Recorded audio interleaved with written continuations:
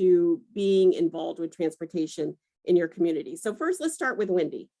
Wendi, if you can introduce yourself. Absolutely. So thanks, Sharon. So hello, my name is Wendi Waugh, and you might be able to see by my title beside my name that I actually do not work in transportation. So a little bit about myself. I'm in healthcare. I work at Southern Ohio Medical Center, and I am the director of cancer services here in the organization, and also the director of ambulatory infusion. So you must be wondering, what is this girl Wendi doing on this transportation discussion? And I'll tell you, some years ago, I happened to go to a community meeting that was related to trying to work on some active transportation, particularly bike paths in our community. And through that, believe it or not, we, from a community grassroots effort, and I'll tell you more about it as we go along, developed a group called Portsmouth Connects. So it is entirely volunteer, and essentially this group lobbies for our county to, get infrastructure for active transportation. And that active transportation can be as simple as crosswalks on the road and sidewalks, to bike and bike lanes or activity paths and more, to get people moving in an active way. And so it really goes along, Sharon, and a lot about what you were saying in terms of the, the transmission and pollution and those kinds of things. So we are really working from a grassroots effort here in Portsmouth, Ohio, to get people moving actively. We'll talk more about that. The other thing that I want to tell you is, like, where the heck in Ohio are we? And you might be able to tell by my voice, I'm the Southern girl. I'm that far Southern that I can literally look out the window of my office and see the Ohio River and the hills of Kentucky. So we're right in the tri-state area. I am 5 minutes from Kentucky and 20 minutes from West Virginia. So we're really in what is called the tri-state area, and really in the heart of Appalachian Hills, with the river that kind of runs right between us. So there you go, Sharon, that's what I'm doing here, and a little bit about me, and I'm looking forward to talking about it more. All right, thank you, Wendi. Jessica, let's hear from you. Hi, everyone. I'm Jessica Greene, and I'm the Assistant City Manager in Oxford, Ohio, which is also in Southern Ohio, but on the other side. We're also the tri-state by Kentucky and Indiana. And we are about an hour north of Cincinnati. We're the home of Miami University, so we're a college town with about 20,000 university students, and we best guess 7,000 year-round residents. So really most of our population is young people. I'm not a planner, and I really fell into transportation by accident. Before I was the assistant city manager, I worked at Enjoy Oxford, our local visitors bureau. And I was a person, I still do, travel to ride on trails, because I hate riding on the road, guys. I mean, protected bike lanes. But anyway, I would travel all the time with my family to ride. And I thought, why can't Oxford have this too? And so I really started looking at it from a tourism and an economic development perspective, fell in love with the process, fell in love with the advocacy. Long story short, got a master's degree and got a job as assistant city manager. So now I have brought it with me into this job here, and I continue to write for grants and things, but I'll tell you more about our journey in a little bit, but happy to be here. Thank you so much. So next we have Melissa. Thank you. Hi there. I'm Melissa Pearce, and I'm representing Community Action Wendi, Medina. I've been a nonprofit CEO for 18 years, most recently with Community Action. And Wendi, Medina is in the rural part of Ohio. With its anti-poverty mission and focus, Community Action sees poverty as a lack of choice and opportunity. And historically, transportation has been a top need in both of our counties of service. Whether the destination is work, a medical appointment, training, or shopping for fresh groceries, the lack of access really becomes a quality of life issue. Without a car, you can't access a better employment opportunity or training. And we're finding that many of our older adults find they need to continue to work beyond retirement age. They just need the money, yet they want to drive less. Their eyesight's not as good. They don't like the winter weather. And we do have that, in Wayne County. Also, with aging in place in a remote rural area, being in a food desert affects your health and well-being unless you can access fresh food. Community action focuses on alleviating poverty by opening opportunity and supporting self-sufficiency. We like to say that when our under-resourced neighbors thrive, the whole community benefits. Over the years, the agencies offered low-income individual transit passes in Medina County, which does have a transit system. And we tried to develop a menu of services in Wayne County, but our resources were really pretty meager. And we didn't have a transit system in Wayne County. There is the College of Worcester in Wayne County and also an OSU ATI campus. So a modest private transit was developed to get students around the city of Worcester. And the city of Worcester also subsidized the city loop and provided free fare for people who were low income, were older, had a disability, or were a veteran or active military. So in 2016, the city suggested that Community Action Wayne Medina actually operate the Worcester Transportation Program for them, since we were serving most of those customers with other services. And that's when really a Community Action jumped into transportation services, and the path opened to create a safe, reliable, and affordable rural transit system. Later in the panel, I'll describe how we got there. A little bit about Wayne County. Its population is about 116,000 with a land mass of 550 square miles. Very rural, but business friendly. It's been rated as the #1 micropolitan site in Ohio for 5 years and ranked 14th in the nation. So we're in northeastern Ohio, about 60 miles southwest of Cleveland, and about 35 miles west of Akron and Canton. Worcester is the county seat and is also the largest city in the county with a population of just over 26,000. And home, as I said, to College of Worcester and OSU's ATI campus. Oroville is the next largest city with a population of 8,400, and they're home to the Smuckers Company. We have a lot of manufacturing, primarily close to Worcester. And I'm going to mention that because really that's how we really started focusing, opening a transit system, access to work. So in Worcester, we have Scheffler, Gojo, Speed North America, Frito-Lay, Daisy Foods, Seaman, Worcester Brush, Bueller's Foods, and many more. Our per capita income is just under $33,000. And we also have a large Amish community of about 9,300.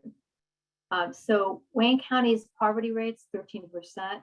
And that's really how Community Action, which is an anti-poverty agency, got into the transportation business. Thanks. All right, thank you, Melissa. And I guess I should explain where Lorain County is actually located. We abut Cuyahoga County. We're right off the lake. One of our challenges has been just accessing a direct access into Cuyahoga County. We have 50,000 people a day out of our 310,000 population that commute into work. But there's no easy way to get over there. And a lot of the specialists for doctors are over there. And so it's very expensive for our seniors to get access over into the Cleveland area. So Wendi, let's start with you. The question is, what challenges regarding transportation, whether they be motorized or active, have you been able to overcome, or what projects are being developed in your community? Yeah, so I talked about being from Portsmouth, Ohio, where we were located. And some of you may or may not know that Portsmouth has had a reputation of, not reputation, it's real. There was an opioid epidemic in this community. And so we have been a recovering community. And during that recovery, we have seen a surgence of recovery centers. Now, why is that important? That is important because a lot of recovering addicts really do live in sort of a poverty situation because they have gotten to the point that, you know, they've had to enter a recovery center. So as they are transitioning back to the community, often these recovering addicts, whether they come from this community or whether they're visiting this community because they came here to the recovery center, choose to stay in this community. And they're starting really from a very poverty situation.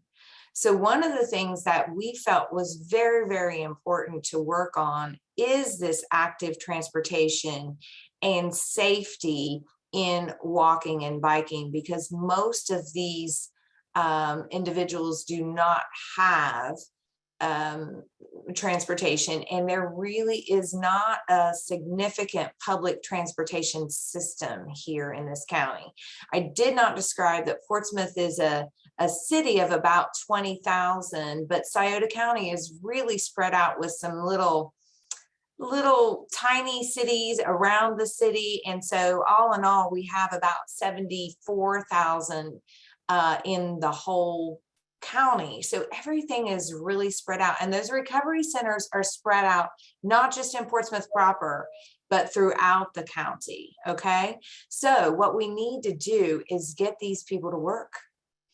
And so these people were, and still are, using very broken down bicycles, maybe traveling. Imagine that their shift is a 3 to 11 shift or a night shift, and traveling without bikes that have reflectors or lights or helmets. And most of these individuals have no training or no experience riding a bike. So they do not understand that you ride with the traffic. They do not understand that you don't ride on the sidewalk. They do not have access to helmets. So Connects, the group that I mentioned, has really taken an active role in talking about bike safety, talking about hand signals, teaching even other motorists that 3 feet, it's the law.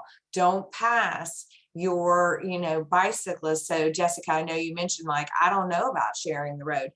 We don't have any designated rail to trail, any designated bicycling paths, and we don't have sidewalks in many areas of the city. So we've got to merge and all move together. So we have to figure out how we're going to do that safely as we do rebuild. And we work toward that. So Connects does that. We've worked with the Ohio AAP, put a lid on it. We have Safety Town that we offer for kids. We teach them the signs. We help them learn to ride a bike. We give them helmets.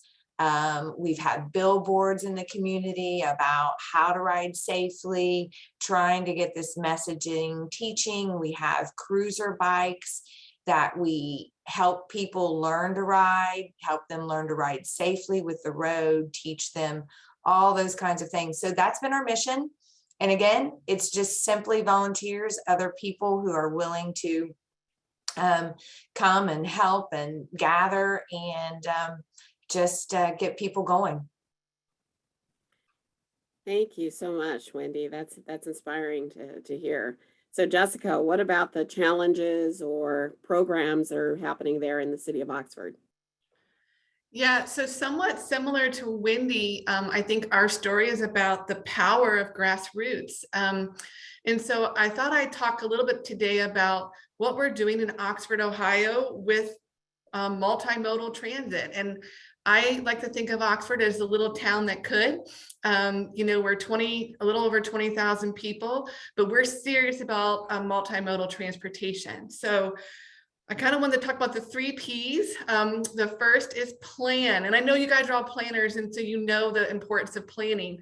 But what I have really come to learn as a person coming from the outside is a plan means you have something you can implement. And our town talked about multimodal and bike paths and all this kind of stuff since 1973. That was before I was born.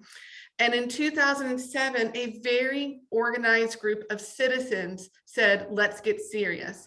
And those private citizens raised money, contracted with an engineering firm, made a route, made a plan, took it to council and said, hey, council, you've been talking about this for, 30 years, let's do it. And council adopted their plan. And then that was really inspiring. And then, the recession happened, pause. But then after that, we were really able to pick that plan up, dust it off, and start applying for funding. So the first letter is P, plan. The second is the power of grassroots. And then the third is persistence. And that is something where I'm really proud of, like where I came to this from the Visitors Bureau.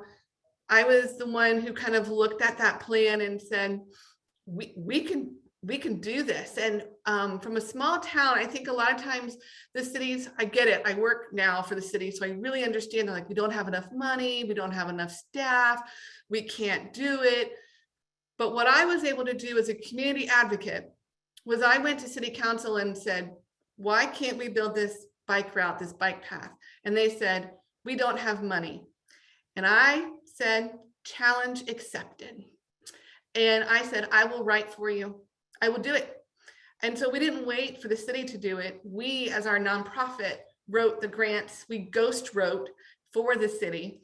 And we got the funding. And I'll never forget the first grant we got. Thank you, Clean Ohio.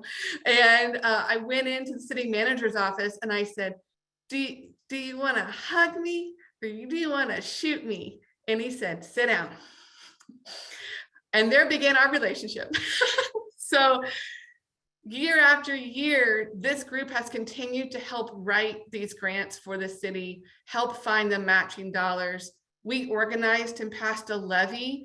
So we bring in now a levy that goes toward the matching dollars for these grants, because we all know as a small city, we can't just pay for these matching dollars out of our own funds. And so this levy helps us pay the match. And we've been able to get funded for almost 7 miles of trail out of our 12-mile trail that we're hoping to do around the city. And then for me personally, as I've moved into the city, my shift has gone from recreation and economic development. I mean, I still like economic development, but it's really about equity, accessibility, and climate change. And our city we've moved from a council who was like, we don't have any money, no, to a council who is like, this is a core part of who we are, let's go. And it's been really inspiring to be a part of that. And so that's kind of our story, what we've been able to do in the past few years as a small town. Sharon, Well, can I jump in and just Yeah, say, go ahead. Jessica, like, same, it's the same. We do just got, and I will have to say, thank you to the city of Portsmouth, because we did have a grant writer, Tracy Shearer, who really got on board and started to help write some of these things. But I kept going to city council and saying, yes, we can. Yes, we should. This will do, and it really bubbled up from that. And we got our first grant, and we just opened a 3-mile. It's almost the same story. We did the ribbon cutting November of 2021. So we're still within our first 6 months. And we just heard this week that we got some additional funding to now continue to expand that. So, but I do think that it takes that grassroots, that passion, that persistence. And, we started on this journey years ago. And what we had to do first was build the advocacy. We had to build the people. I mean, it can't just be me, right? It had to be a whole force of people who started doing things that people would see. We were just leading like weekly weekly hikes, weekly bike rides, just like come and join us. Everything is free. We built this community that then was working for our community essentially. So, and advocating and changing the minds of what I think we think active transportation is. Yes, and thank you both for those comments. I know from being on city council that sometimes, I was one of 7 people, and sometimes it's important to believe it so that you can achieve it. And even if you don't think anybody is going to support you, you need to speak that into the universe in order for it to even have a chance at happening. So I think that you both have proven that that is something that everyone needs to be out there and be doing. So next we want to hear from Melissa about the challenges or programs that they've developed. I know that Wendi earlier talked about the workforce and how important it is to get people to jobs. So Melissa, let's turn it over to you. Thanks so much. And yay for the 3 Ps. I think no matter what you're doing, you need those, and especially sometimes the persistence. So as I mentioned, in 2016, the city of Worcester suggested that Community Action operate their Worcester transportation program for them, which served really just only the residents of the city. So we were able to grow ridership. We added an additional loop so that we could have access to about 50 employment sites in the city. And also they subsidized work passes so that people could actually get to work. And because the Career Center and other workforce development and larger manufacturers were outside of the city limits sometimes, they extended the perimeter to 3-mile radius around the city where their residents could access, places of work. So that was, really a pretty cool thing. So in 3 years, ridership grew from less than 15,000 to over 88,000. So we really were able to, make it something that was very useful to the residents of the city, and really to everybody. It wasn't necessarily low-income folks. It was just everyone that could take advantage of it. And Community Action was the neutral coordinator. And I say neutral because the transportation providers were actually about 6 private sector companies. Some did transportation for older adults or people with disabilities, so they were highly trained with mobility and with a vulnerable population. Others were small taxi companies, and so we were kind of the neutral party, just trying to organize it all.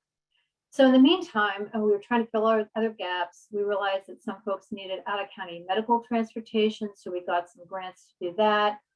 The city had given us for several years a small amount of CDBG dollars to offer some transportation, but that was only 1 or 2 trips a month for the county residents. So we have, our mobility manager in our Wayne County Transportation Coalition, which had over 60 members, represents all sectors. And, both Jessica and Wendi have said how important it is to get buy-in from everybody. So in the spring of 2018, we convened a workplace access focus group to try to figure out, how to really tackle the workplace access problem. So we did some research. And so in 2019, when the Fund for Economic Future launched the Paradox Prize, which was to explore innovative solutions to workplace access, we had a plan to test. So the Paradox Prize focus was no car, no job, no job, no car, illustrates the limitations to opportunity when lack of resources impacts the choices that you have. So with our private sector transportation providers, we launched Rural Mobility Solutions. And with the grant that we received from the Paradox Prize, we were able to purchase software, transit software, to really build and achieve economy of scale and efficiency and routing. Also, the hope was that all of those private sector companies could use this software to build their profitability, kind of like an Uber service, if they chose to use it that way, and to really use their fleet in a more efficient way, kind of leverage that. the rural challenges made it difficult to build economy of scale. So we couldn't cover the entire county. So what we decided to do was to begin by offering any Wayne County resident access to several of the largest manufacturing sites in Worcester, providing curb-to-curb service. So in an effort to build a self-sustaining model, the cost per ride was calculated on an average number of riders per hour it would take to cover the cost of operating those vehicles. So it was at $8 a trip, the door-to-door service for any Wayne County worker to access these employers was vastly more affordable than a taxi, which could cost over $40 one way in a rural community. Plus, we built it into the grant that the first 20 work days for new employees were free. So that gave them a couple of paychecks to get under the belt before they had to load their swipe card, with more money. So we started in mid-December of 2019, and things were going great. And it was just really growing. It was fabulous. Then March 2020 hit, the pandemic really caused a lot of folks to back off and halt their services. But we just soldiered on. We wanted to see what was going on. People still needed to get to work. You mentioned people in recovery. I mean, I know that one recovery house, we helped all those men get to work every day. So we kept going on. We got grants for PPE, which we supplied all of our providers with. But then we realized that the necessity for social distancing pretty much quashed the plan to achieve the economy of scale needed to fill up those microtransit vehicles. So it became apparent that we needed a healthy subsidy for services that kind of mirrored a public transit situation. And we had always admired and talked to SARTA, which is Stark County's public transit system. They're very innovative. They've got the hydrogen fuel cell vehicles, and they're really very innovative and very generous with their advice and their guidance. So in the summer of 2020, SARTA, Community Action, and the Wayne County Commissioners sponsored a survey of Wayne County residents to try to determine the public appetite for a more robust transportation menu and what the destination focuses were. So the 4 buckets were workplace access, workforce training access, access to medical appointments, and then also court-ordered mandated destinations to really help those folks be set up for success, being able to get off to those sites. So with that strong partnership and a demonstrated need and a growing demand to secure workforce via our private sector providers and employers, we wrote grants with SARTA, and ODOT grants were awarded and secured of $1.4 million. And a good bit of that was to buy the fleet that we needed to start Wayne County Transit. We decided to focus, first of all, on workplace access because we couldn't just open things up, immediately. We reduced that $8 ride to $5 a ride, still subsidizing the first 20 days of work. So meanwhile, all those transit vehicles that we were looking forward to, the supply chain was held up, and it was really hard to get those. So in the fall of 2021, we started providing the service in the spring of 2021. And then we found out that the private sector provider delivering those services, they were having trouble getting drivers and all that kind of thing with workforce. So SARTA started moving into providing the trips themselves. And then the 2021, last fall, the final pivot was made for SARTA to morph into the service of a true transit operation. So now, instead of focusing on primarily county residents that were vulnerable or low income, now any county resident can schedule a curb-to-curb ride for $2.50 to any destination in the county. So it's a true public transit service. So rides do have to be pre-scheduled. People can apply to ride through Community Action, and we still offer our other menu of services because together all of it works. So at the present time, we do have some vehicles, and SARTA has branded those vehicles with the Wayne County Transit logo. We're starting to market. We're starting to do travel training programs, and also I wanted to point out that with the Wayne County Transit, it was the first Ohio transit to combine urban and rural transit funding. So, you know, we're launched, we're going, and, you know, it really looks like things are going well. We'll have some bumps in the road, just like, you know, there always will be. The contracts are being delivered with, are being negotiated with other workforce folks like JFS, some of our high school, after school programs and things like that. So I just wanted to have a shout out to the state. I mean, they were very patient with us. They're very flexible, as you know, as flexible as they could be, very encouraging. And you know, we are really looking forward to continuing to develop countywide public transit system. Thanks. Thank you, Melissa. And I'm very familiar with the Paradox Prize. In my community in Oberlin, the Oberlin City Council supported the Lorain County Transit bus for the Oberlin community so that people, older people in our community could get access to groceries and medical throughout the county and also for work. In Lorain County, like I said, we're 310,000. Before 2008, we used to have 16 routes. We do not have a dedicated funding source for our transit. So we went from 16 routes down to 4, which are really 2 routes back to back. So a lot of people were using these for jobs and everything else. And so when Oberlin saw that, that's why they stepped up to the plate. And they are one of the few communities, actually, they're the only community that contracts directly with Lorain County Transit. And they applied for the grant through the Paradox Prize, and they were able to extend their 2-day-a-week transit service to 5 days a week.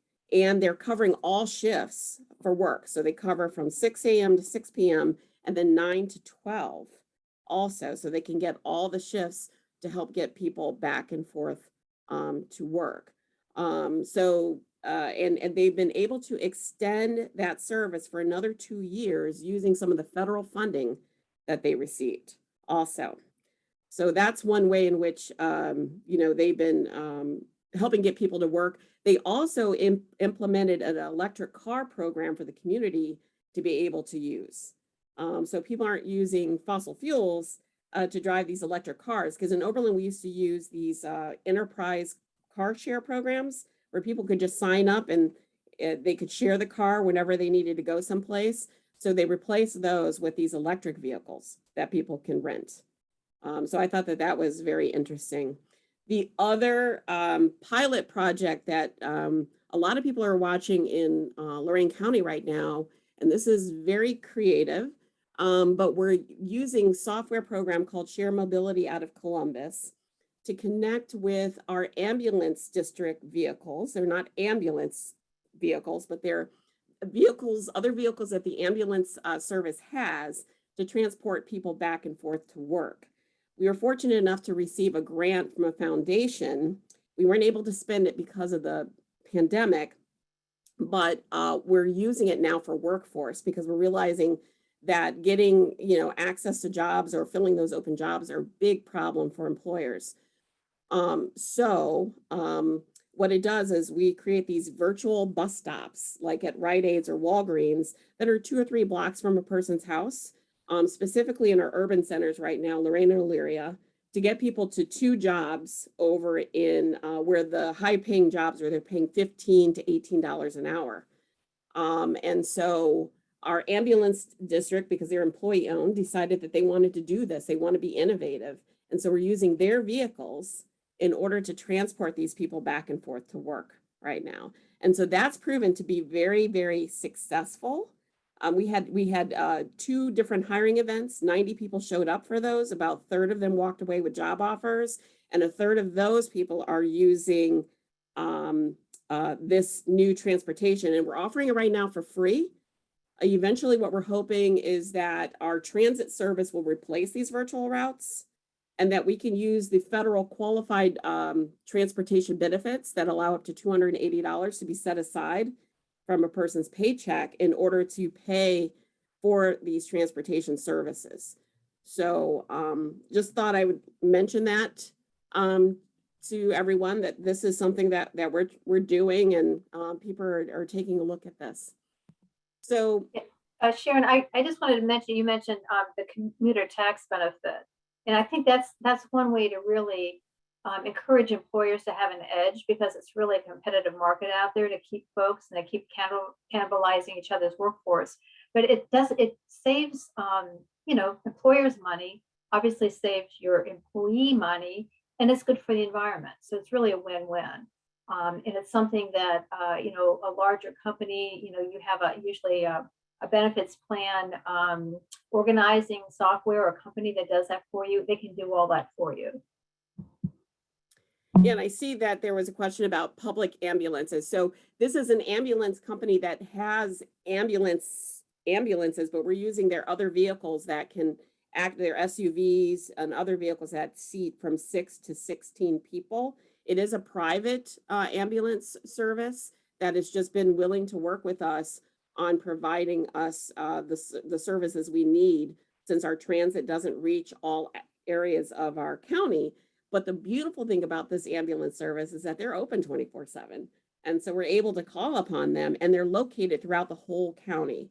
And so it's been a wonderful, beautiful relationship that we've had, and we've been calling on them quite a bit in order to work with them. So this is also about looking at the resources we already have in our community in order to provide the transportation services that we need. That's what we do as mobility managers throughout the state of Ohio.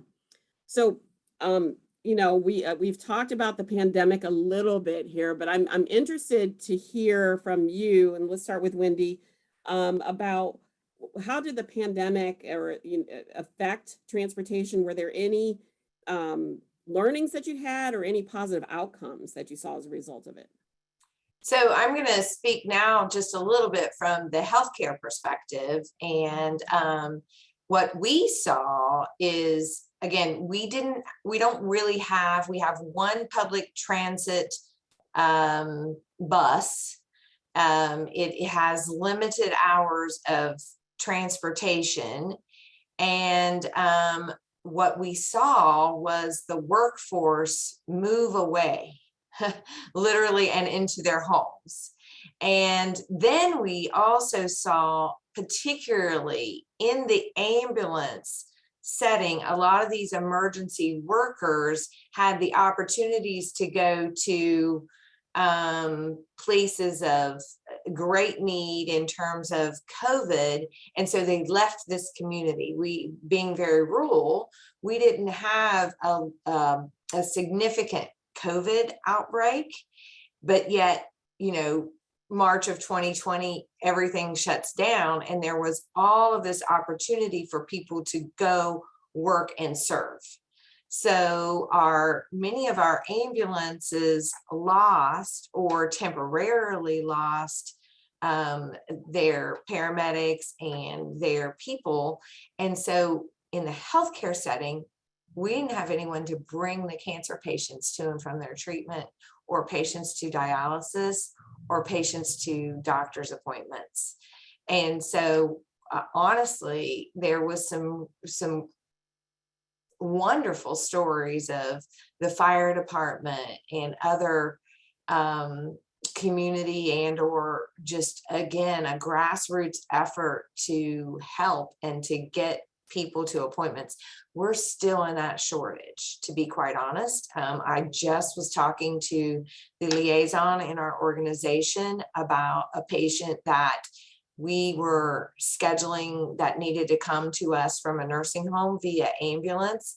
And we could only get, and for radiation, we needed them Monday through Friday, and we could only get them brought to us on Tuesdays and Thursdays. I'm like, that's not going to work. Like, this is a Monday through Friday sort of issue, and we need the patient every day.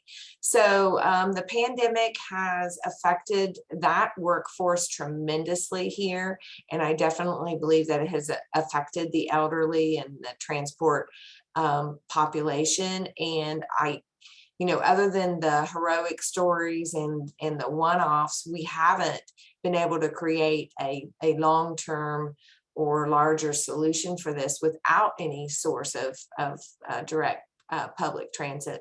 So it's wonderful to hear of these stories that you're talking about and how different people did it different ways, and I love that. So thanks for sharing. And again, I think one other great thing to think about this forum and those is how do we share these best practices and learn from each other and deploy those in other areas. Yes, thank you. So Jessica, what about you? What did you see as a result of the pandemic? Do you have any positive stories or learnings as a result?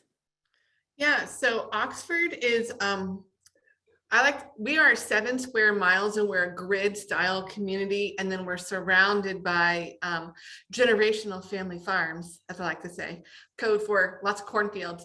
But so we're the city, and then we have the township right outside. And it was during the pandemic at first, when everything shut down, we were actually getting ready to open the second phase of our bike trail, and it became a super highway. It was just outstanding how everyone went outside, and the usage numbers just went off the charts.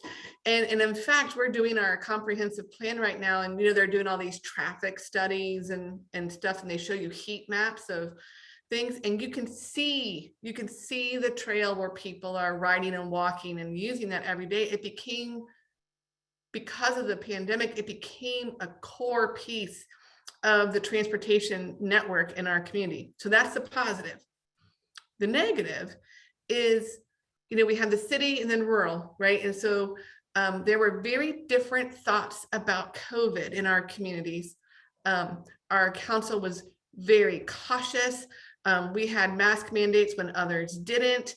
They were very, very cautious would be the word I would use. And then the people in the township, who came in and out of the city a bit, were growing more and more and more frustrated, to the point where we were trying to do some planning for the last few pieces of our trail network, and it imploded in anger and frustration. And was it directly related to the pandemic? Not necessarily, but the anger between these two parts of our community became such that we literally had to take a pause and say, we're gonna take a step back right now and work on just survival instead of trying to plan for the future, because we need to be friends to plan for the future, and we were not friends in that moment. And so that was a really weird outcome of the pandemic that we didn't expect, and we're still dealing with it. The ripple effect of this anger has impacted transportation. It's impacted our joint policing efforts that we've tried. It's more than just transportation that it's impacted. That's the negative. We'll get back to it. I have faith. I really do. I have faith that when we heal as a community, that we'll get back to these joint efforts and work together. But it's okay to take a pause sometimes. And that's what we're doing. Yes. And Melissa, you have any learnings or any stories or innovations that have come as a result of, regarding transportation as a result of the pandemic? Sure. Well, I already mentioned, the setback. With the Paradox Prize, we were going great guns, and all of a sudden, hit the wall with the pandemic, but we kept going. But with the transit vehicles being, it's a supply chain interruption, that was tough. However, when the pandemic first started, I think one of the positive things that really happened was when people were really afraid to even leave their homes. I'm talking a lot of people who were older, vulnerable, had medical compromise issues. We were able to negotiate with our private sector transportation companies and the city who is funding it and the county with that grant to be able to use the passes they've had as a proxy to deliver groceries, food pantry items, and prescriptions directly to people's homes. You know, we would actually, you know, they would wait in line at the food pantry, then take the items to the people. Community Action operates Head Start, and for a while we had to be remote.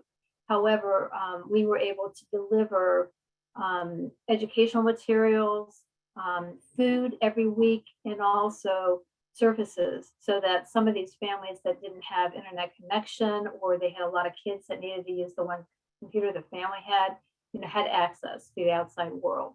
So I think that, you know, a lot of people rose to the occasion, and, you know, as was already previously mentioned, it takes really a team effort, and, you know, everyone, the whole community needs to be communicating so you can understand what the needs are, but also what the synergies are in working together. And as far as lessons learned, I have to say one of the really cool things about the Paradox Prize is learning from each other. And anyone can go on their website, Paradox Prize, and look at all of the different projects and look at those models, because, you know, some of them were urban projects, some of them were rural ones, like, you know, ours and Sharon's. And so that's really interesting. And then also, you know, salute to all the mobility managers statewide. I'll tell you what, they learn from each other. They're all connected. Every mobility manager helps their community to put together a community-wide plan. You know, ours also, besides access to transportation, it includes the whole bike path focus.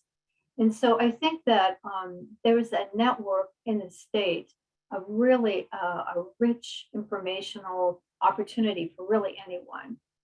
They can access that. Yeah, so I'll just tell you about our experience in Lorain County during the pandemic. Before I became a mobility manager, I remember hearing that mobility managers were taking resources that existed, like vehicles in their community, and creating a transportation system. And that always had baffled me and had always been in the back of my mind. So when I became a mobility manager, I was determined to make that happen in our community. And I had the opportunity during the pandemic. The health department was very, you know, worried about people who were low income, who didn't have transportation to get vaccinated. So we came up with the idea of working with our transit agencies, working with our 5310 vehicles that some of our retirement centers had, because those are paid at 80% through the federal government. So they really don't belong to those organizations. They really belong more to the community. And we had a early childhood center organization called Horizon Education Centers that also volunteered their vehicles. And what we did was, in every community where we had a clinic for vaccinations, we ran a loop specifically to our metropolitan housing authorities to pick people up at no charge to take them, to get them vaccinated. On top of that, our buddies, the Life Care Ambulance Service, would do those who lived outside of that loop. And if they called us, we would schedule appointments at no cost to them, because we had some funding through our foundation to pay for those trips to get people vaccinated. So we were able to do this throughout the county. We had an agreement with all of our transportation providers at a certain amount, and we asked everybody to sign the waivers when they use these vehicles. And so we were able to help about 65 people who might not have otherwise been vaccinated get vaccinated during the pandemic. And so what that just showed to me, and I think all of us have talked about it, is the need for collaboration. We began to break down these walls that have been existing for so long, because a lot of time, you know, you don't normally work with your child education center and the Lorain County Transit and the health department. I mean, there was all these things, all these people coming together that would not have otherwise come together had it not been for this pandemic. And so it just proved to us that we can make it work. We do have the resources. It's collaboration, partnering, finding the synergies, and working together for the better of the community. So just chime in there and talk just a little bit about that and the pandemic. And really, I think we have talked about great stories like that. And I know this is not probably overstated, but it did allow for things like this. It wouldn't be very often that someone from a grassroots bike club would be talking to you about mobility management. I didn't even know that Ohio had such a thing. And so now I'm gonna, again, if you dream it, they will come. If I'm gonna start asking the city, like, where is it? Why is it? Do we have one? Why don't we have one? Why aren't we thinking about some of these things? So I just want to bring up that that's another really positive thing, because I think that we have been brought together through some of these virtual settings that we've been able to share, and it really has advanced that technology and advanced, again, that best practice sharing that I can't imagine how or why I would have gotten involved in this kind of a forum otherwise, if that makes sense. And I'll chime in with one other positive, similar, something else that is a positive that came out of COVID and the pandemic is we were able to partner with our food pantry and our farmers market and an old ambulance. And we created a mobile food pantry that went into neighborhoods and rural areas instead of having people come into the city. So instead of coming in for food delivery, we were going to them. And, I think that's just, like, to your point, Sharon, another example of we reached out to different partners, and we also had a similar shuttle system with our regional transit to vaccine. So that's a positive side of collaboration that came out of a unfortunate pandemic, but now we all know each other, so that's good. Yeah, Melissa, anything you wanted to add? Well, I think in really finding out about having a pulse on the community, one thing that is great is focus groups. So years ago, we had a focus group of folks, community action customers, and we wanted to hear what their views on transportation, were. And one gentleman who used the city program said, I am so grateful for the one ride I get a month that takes me anywhere in the county. But on a day like today, I would sure like to go fishing.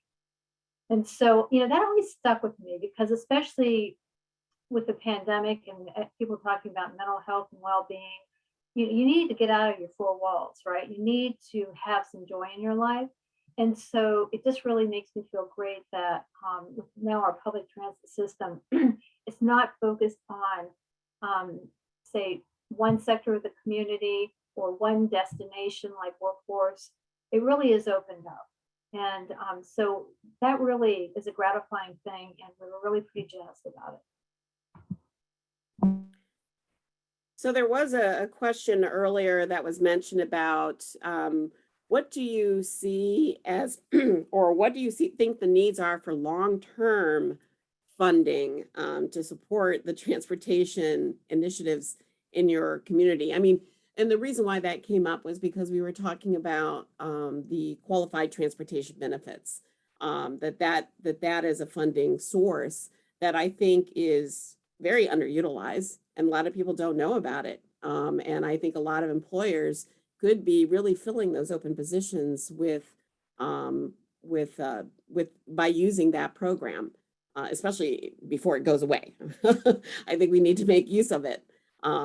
But do you see other sources or know of other sources that you tap into to help support your transportation efforts? I know in Lorain County, we've been fortunate enough to have a foundation that's taking a great interest in this. And so we've been able to do a lot of pilot projects as a result that is starting to get a lot of notice, but I don't know if there are any other sources. Yeah, I would say that all four of us, on the panel here, we have institutions of higher education in our county, and that is huge. I know the College of Worcester has a program where students do some research, and they've done it for private sector folks. They did one years ago about transportation, and the cool thing about that is it brought together some of the private sector folks that when someone from the nonprofit world says, look at, these under-resourced neighbors need help, they say, get a job and everything's going to be okay.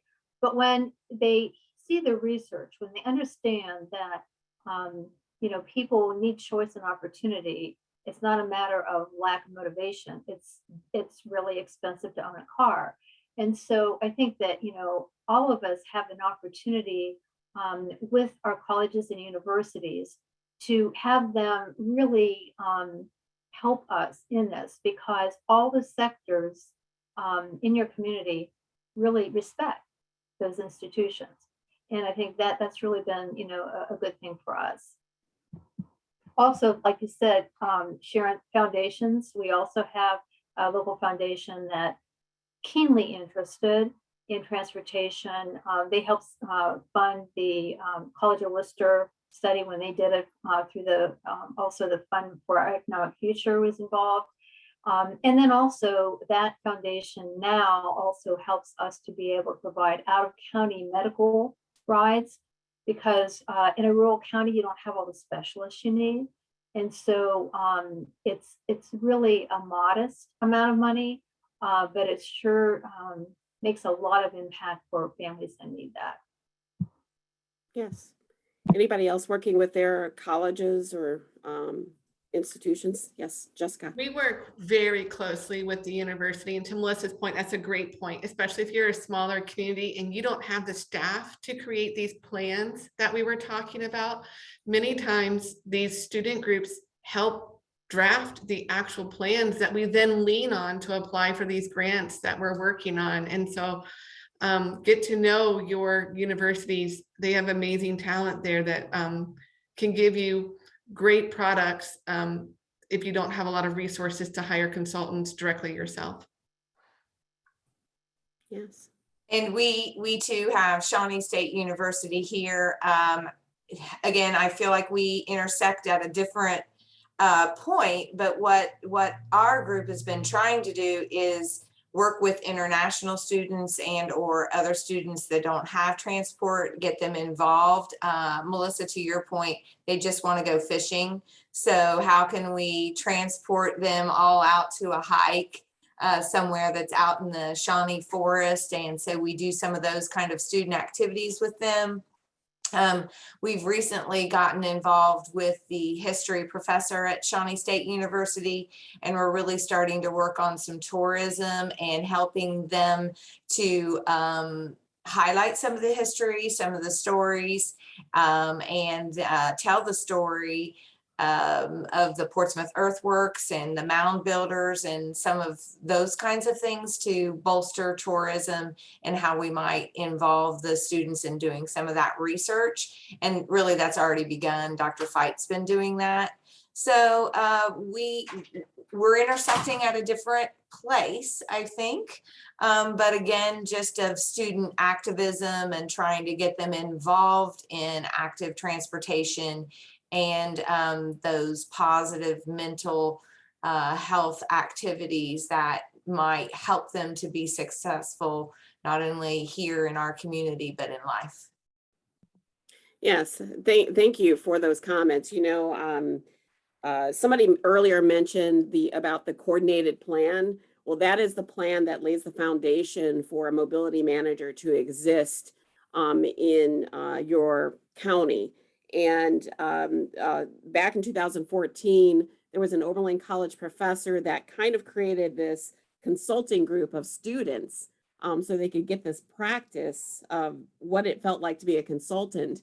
And they put together a 2014 Lorain County Transportation Report, where it compared other communities that are the same size, or other counties the same size as our county. And they looked at all the various funding sources that were available too. They did all this research, and I was able to take that document and use it and input it into the coordinated plan that I put together. And so I was very grateful for that, to be able to have access to that.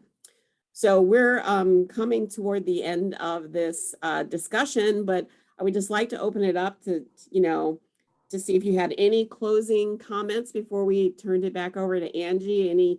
Any learnings or insights especially since we've all had a chance to talk together, that you want to mention? I'm going to mention something that was said in one of the earlier panels about affordable housing. And I think when you're trying to rally your community around the expense or the the investment, let's say, of affordable transportation, you connect the dots. I mean, a lot of folks can't afford housing in the city of Worcester, but those employers need them. And they live out in rural, very remote areas. So I think that when you really look at the big picture and how everything connects, you mentioned every sector. I know our recovery community, when they recognized they had so many programs, they built new facilities, they had it going on, but if you can't get there, that makes it really kind of tough. So I think that the more conversations you have, everybody wants a piece of being able to solve the problem. And that's what really, I think your coordinated plan helps with that, as well as your ongoing conversations about how to connect the dots. Thank you. Anybody else? Jessica? I'll just say, thanks for having me, but I think I would have one takeaway would be to lean into your citizens and let them help you. Let them help write grants, let them help fundraise, let them help be advocates. They can reach people that you can't. And I think that's my biggest learning from the past several years, is the power of an organized group of citizens. That Thank has to be you. my closing comments as well. It's all about grassroots and advocacy and solving your own community problems. I think if you sit back and you wait for someone to come in and be your knight in shining armor, you might be waiting. So it's just, I think it's time that we these things happen from a grassroots effort. And I believe in the power of people. Well, thank you. I've always found, because I connect with all my mobility managers across the state of Ohio, we're always sharing best practices and we lean on each other, because we look at active transportation, ride sharing programs, public transportation. We need to know the funding. We have a lot of hats we have to wear. But it really helps to have that group of people for us to have those conversations, learn from each other. And I really appreciate being able to moderate this panel with all of you, and hearing about the wonderful things that are happening with each of your communities.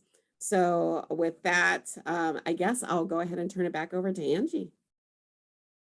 Yeah, thanks. I love that panel. I thought, all the work you guys are doing is so inspiring. And I think this all-woman panel, the way you're just taking those little scraps of grant money and really using it to help people locally is so cool. So, and I agree that without Zoom, it would have been hard to organize something like this. So very cool. Thank you so much. The next thing on our schedule is we do have a little break. And then our last session of the night is designed for advocates, for grassroots advocates, maybe people who had to work during the day.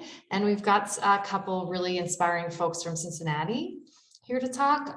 One of them is Cam Hardy, who is like such a big transportation hero in Ohio and led Cincinnati's successful transit levy a few years back, just as a volunteer community leader. And then we have Brian Boland, who is working on the Brent Spence Bridge project and trying to sort of make that a more multimodal thing that will have broad benefits for the whole community. So if you're able, stick around for that. If not, thank you so much for joining us. And hopefully we'll see you next year. And feel free to reach out if you have any suggestions or if you have ideas for next year. My email address is on the website.